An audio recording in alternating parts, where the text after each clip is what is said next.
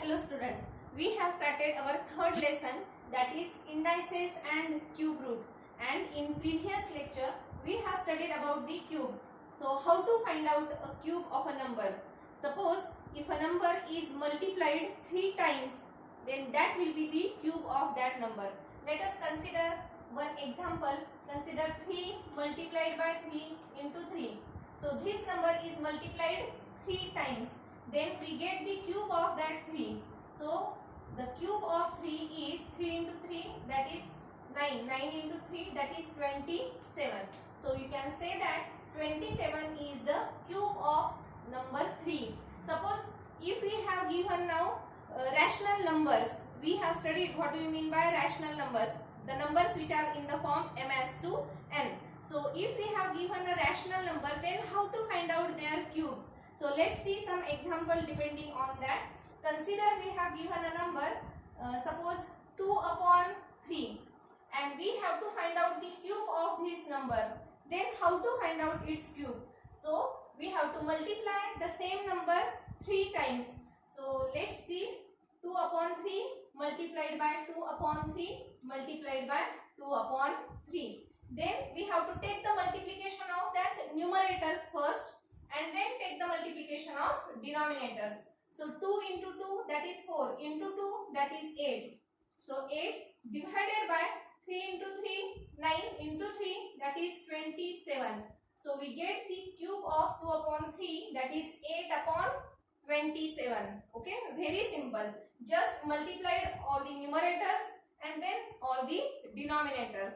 Or you can say, take the cube of this numerator and the cube of this denominator, because we can take this example can be written like this. Suppose we have a property of indices. What is that property? A upon b raised to n.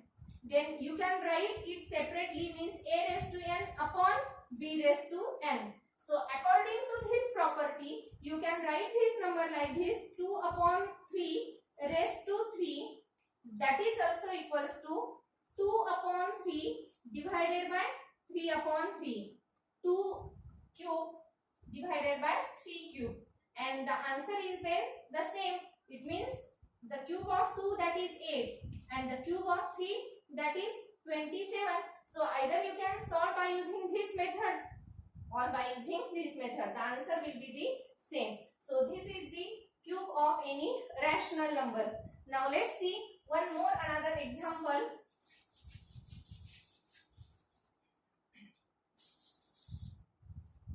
Suppose we have to find out the cube of minus 4 upon 5. Now how to solve this? So we have to take the product of this number 3 times. So let us take this minus 4 upon 5 into minus 4 upon 5, again multiplied by minus 4 upon 5. Okay, and then again first we have to take the multiplication of these numerators. So 4 into 4, that is 16, into 4, that is 64, divided by 5. 5 into 5, 25, into 5, that is 125. So this is 125. And now what about the signs? In last lecture I have told you that if the negative signs comes in odd number, then the answer should be the negative. So this negative sign comes here for 3 times. Okay, so this minus becomes plus, and this plus and this minus becomes minus. So the answer should be negative. Always remember that the cube of any negative number should be negative. Okay, so this is about the cube. Now the next topic that we have to study, that is the cube root of a number. So in today's video we have to study about the cube root. Now consider, if we take a number and if it is multiplied 3 times, that is 4 multiplied by 4 multiplied by 4, that is equal to cube of 4, and that is, what is the cube of 4? That 64. Then you can also return this equation like that: the cube root of 64, that is equal to 4. Okay, if the cube of 4 is 64, then the cube root of this 64 is 4. This cube root can also be written in this form, 64 raised to 1/3, isn't it? That we have already studied in previous lectures also. So if the cube of 4 is 64, then the cube root of this 64 will be the same number, that is 4. Okay, so this is about the cube root, and then now we have to study how to find out the cube root of any number, because if the number is very large, then how to find out that cube root of that number? And for that we have to take some examples. Let us consider the first example, 512, and we have to find out the cube root of this 512. So then first we have to find out its prime factors, and you know how to find out the prime factors. So first let us find out the prime factors of this 512. So take this 512 here. Now what is the smallest prime number that can be divisible by this to this? That is 2. So you can divide it by 2. That is the smallest prime number. So what is this? Answer is 2. 2 2s are 4. 2 5s are 10. 2 6s are 12. Again you can divide it by 2. Okay. This number will be divisible by 2. So 2 1s are 2. Then 2 2s are 4. 2 8s are 16. Again you can divide it by 2. 2 6s are 12. 2 4s are 8. Again you can divide it by 2. So 2 3s are 6. 2 2s are 4. So again 2. 2 1s are 2. 2 6s are 12. Again you can divide by 2. 2 8s are 16. Again 2 4s are 8. Again 2 1s are 2. And again 2 1s are 2. Okay. So you will get these all prime factors of this number 512. And now we have to group in 3 groups. Okay, equal 3 groups. We have to group it into 3 equal groups. So let's see how many factors are there. 1 2 3 4 5 6 7 8 9. 9 factors are there, and we have to divide into 3 equal groups. So 9 factors, it means 3. So this is the first group, this is the second group, and this is the third group. So this number 512 can be written like this. 512 is equal to 2 into 2 into 2. This is the first group. Then the second group, again 2 into 2 into 2, second group. And the third, that is 2 into 2 into 2.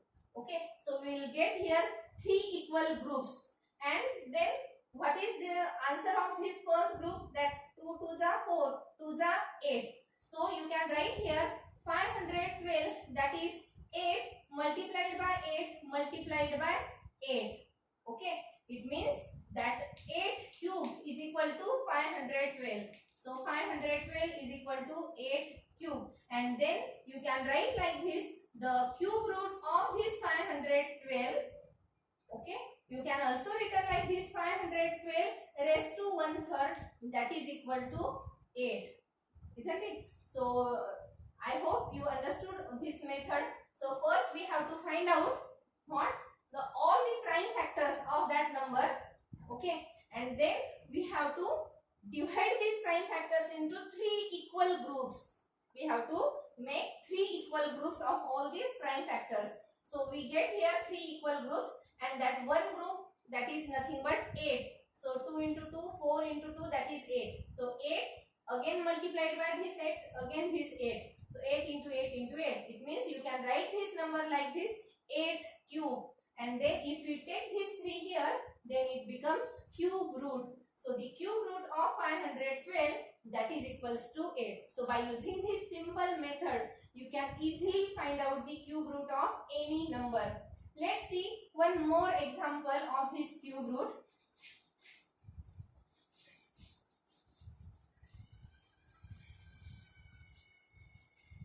Now write all these examples in your textbook, okay, from this blackboard. So consider the second example. Suppose 1 1, and we have to find out the cube root of this number 1331. So it is a very big number, and then first we have to find out, compulsory we have to find out their prime factors.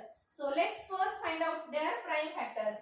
So take this number here 1331, and then you know the conditions, means the divisibility test, and by using that divisibility test, first find out the number by which you can divide this number. Okay, what is that smallest prime number by which you can divide this number? So you can't divide it by 2, 3, no, we can't divide it by 3 also. Then the next number is 5, no, that divisibility test of 5 is the, here should be that 0 or 5, so you can't divide it by 5 also.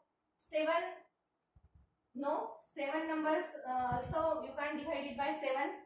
Then the next number, that is 11. Okay, so let's check it whether it is divisible by 11. So if we take here 11 ones are 11, the remainder is 2, so we get 23. 11 twos are 22. Let's see, I will show you 1331. So if we divide it by 11, so 11 ones are 11, the remainder is 2. Take this 3, then 11 twos are 22. Okay, now again the remainder is here 1. Take this one below, and then 11 ones are 11. It means you can divide this number by 11. So the first prime factor, that is 11. So the answer is here 121. Okay, now again we have to divide this number by again another prime factor. So you can divide it by again 11. 121 divided by 11, because we know the square of 121, that is 11. So this number should be divisible by 11 only. So 11, you get the answer 11, and then 11 ones are 11. So we get here 3 prime factors. Okay, 11, 11, 11. So you can write the number like this: 1331 is equal to 11 multiplied by 11 multiplied by 11. Okay, so you can write like this: 11 raised to 3, that is 1331.